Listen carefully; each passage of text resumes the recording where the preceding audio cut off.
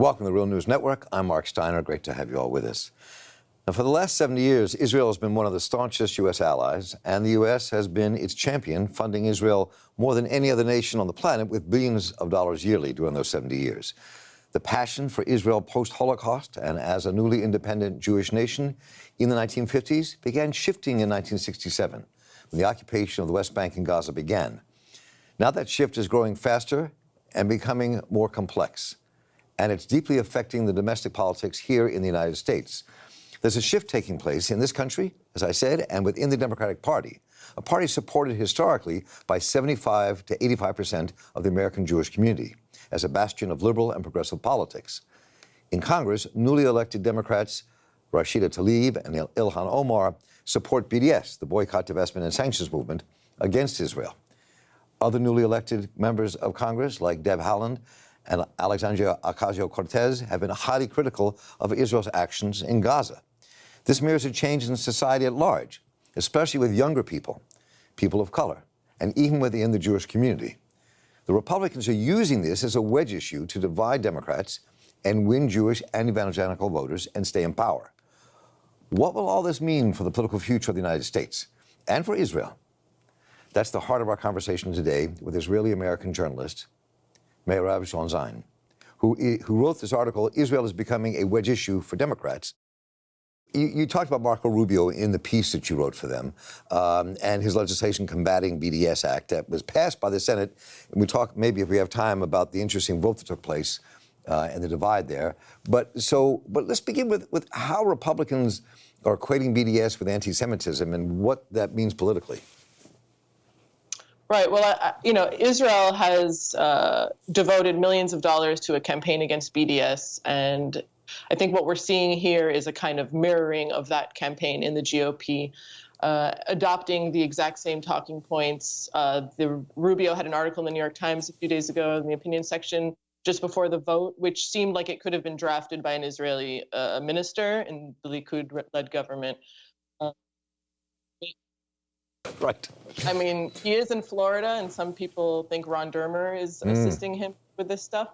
But yeah, what we're seeing is basically just an acceptance that anyone who supports BDS is automatically an anti-Semite. And this is something that many within both the Israeli left and the American Jewish progressive community have been struggling against. It's a very, very destructive talking point. And I think with Rashida Tlaib and with Ilhan Omar, we're seeing that there's a lot of pushback on that. People aren't just going to accept that they are anti-Semite. Well, this is clearly being used by Republicans as a serious wedge issue, and the divide is already taking place inside the Democrats, even without the Republican push, because of the nature of the push from the left inside the Democrats. And some people could argue that this could cripple or at least hurt the progressive movement. I wonder, in your conversations with people, what people say about this and what this could mean for the future. Because what I've said in a piece earlier, outside of Real News, is that Israel could become one of the issues that actually splits open the Democrats. Right. Well, when I saw Rashida Tlaib come out in support of BDS and get elected, and then say that she's going to decline the delegation to Israel with AIPAC, I was amazed, and I was actually very concerned that she would be just the victim of a huge onslaught. We've seen some of that start to happen. The same thing with Ilhan Omar. I mean, for two congresswomen to come out in support of BDS is, unfortunately, a huge, substantial risk that they're taking. And in many ways, Bernie Sanders started that in 2016 when he called out Israel for its campaign in Gaza, its offensive in Gaza, and he kind of started that conversation, and they have really pushed over to a red line, which is something that is long overdue in American politics. So I, on the one hand, I'm very concerned for them because I think we are in a climate where Republicans and the Israel lobby, evangelicals, they are all just waiting for any of them to say anything that they can pick on, and they are already doing that. So I'm very concerned for how they're going to manage that. At the same time, this Rubio legislation that passed in the Senate, which seems like it will not pass in the House, but it's not clear yet, pitted anybody in the Democratic Party against free speech. The ACLU has come out very, very clearly against this this bill, which would basically penalize people who choose to boycott Israel. That is something that is against the First Amendment. And so in that sense, the strategy of those in the GOP and in the Israel lobby seems to not be very effective, because the Democratic Party and all the presidential candidates have voted no on that. Well, you can even see the divide in many ways in this vote. I mean, if you take the state of Maryland, where we're broadcasting from, that has a very sizable Jewish population and a very active political Jewish population that is liberal and progressive for the most part, the two senators split on the vote. And both representatives live in areas that have large Jewish populations. They both split on this vote. So, I mean, that to me was indicative. And you see, when I was looking at who voted yes and voted no, even though only 27 voted no, that it clearly shows this kind of split is deepening, and though they would not admit it, I think, in a conversation. Yeah, I mean, I think the way that Israel has acted, especially under the Netanyahu government, but throughout its 70 years, but especially in the last decade, has made a lot of people who support Israel it makes it very difficult to support Israel. And if you're a liberal and you believe in equality and you believe in social justice, many people have been saying this for years, it becomes increasingly impossible to be both a liberal in America and supportive of Israel.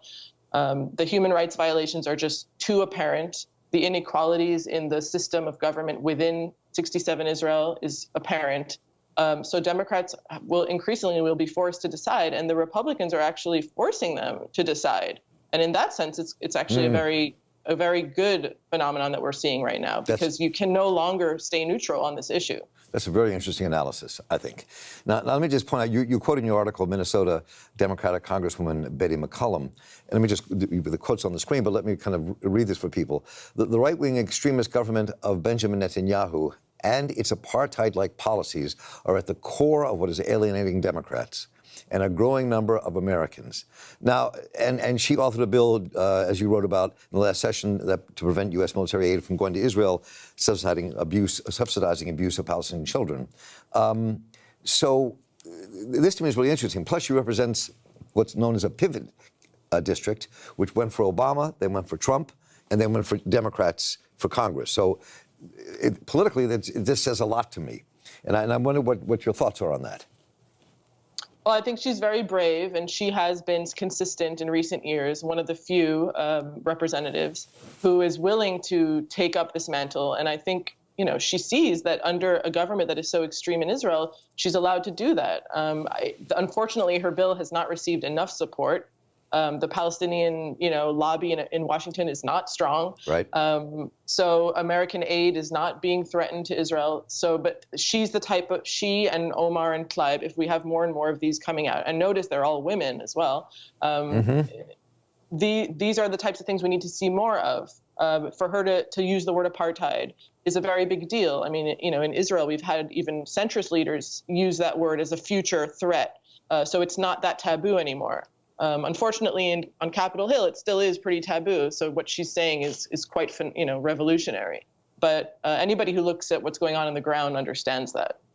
So I'd like to juxtapose this with an article I read that you wrote in 972 on the website about the controversy inside the Women's March around accusations of anti-Semitism.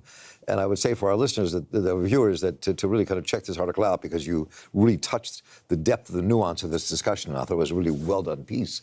But if you juxtapose what you learned there and what happened in the conversation with those women there and what's happening inside the Democratic Party, there seems to be a bridge here connecting this as kind of the broader struggle people are having around this issue. Right. Well, I mean, it connects in a lot of ways to the American Jewish community and how they are represented by organizations that don't really represent, certainly not the young American Jews who are active on Israel. And people like Ron Dermer, who's the ambassador to Israel in the U.S., and how he speaks on behalf of Jews in America and misrepresents them. When the massacre in Pittsburgh happened, he got up on TV and said, started talking about Louis Farrakhan. And the Women's March has been embroiled in a controversy because of the ties of Tamika Mallory to Louis Farrakhan.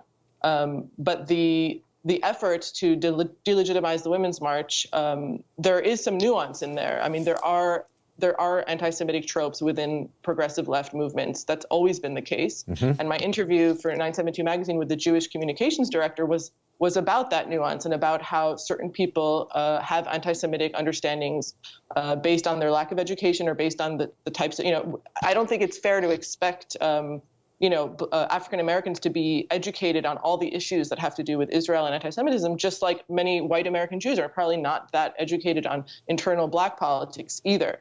So, I think it's just really important to keep in mind that somebody like Ilhan Omar, she did make this tweet that made a lot of news about how it was back in 2009 under a different operation Israel did in Gaza, and she wrote that Israel is hypnotizing the world. And the word hypnotizing does touch on some anti-Semitic tropes, and she's already acknowledged that that was a mistake, and she's already acknowledged that it's something that she didn't realize. And I saw very similar in my piece on the Women's March that Tamika Mallory has also apparently grown up with Louis Farrakhan for her own reasons. And through that, she's starting to realize that she's been educated wrongly about certain things, and she wasn't aware that these things were stereotypes and that they were offensive. And she's now acknowledging that.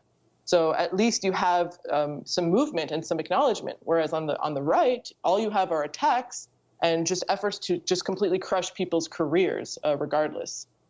And so overall, it sounds as if from the work you've written and what you're saying here today that you actually see what's happening inside the Democratic Party and even the Republican push to split it as a positive movement politically, moving things forward in some sense.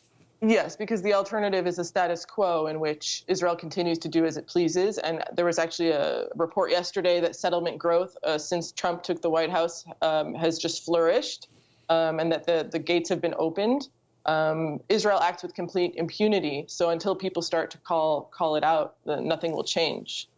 And that might mean that some people will have to risk their careers and their legitimacy to get there. Well, Mairav Zonszein, I really appreciate the work you've been doing in the writing. I appreciate you taking the time with Real News today. Thank you so much for being with us, and enjoy the sunshine in California.